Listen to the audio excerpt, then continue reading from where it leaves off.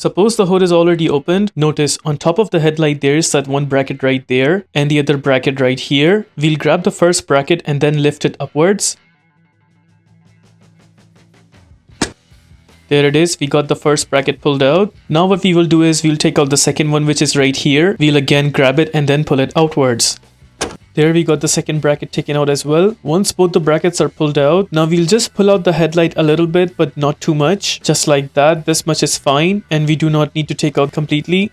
We'll grab the turn signal plug, turn it counterclockwise and then pull it outwards.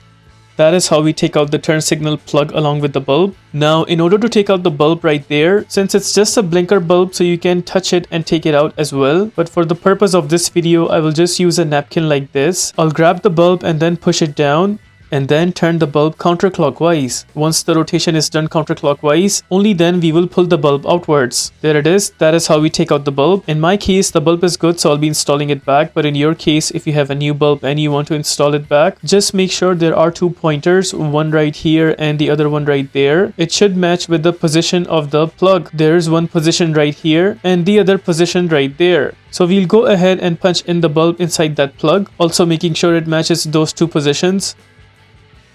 Once it's in, then we will just press it down all the way and this time turn the bulb clockwise. And that is how the bulb is completely in and also not coming out. Now we'll go ahead and punch in the plug back where we took it out from. While punching in the plug, make sure the plug is completely in first. Once the plug is completely in, only then we will turn it clockwise to install it firm and strong.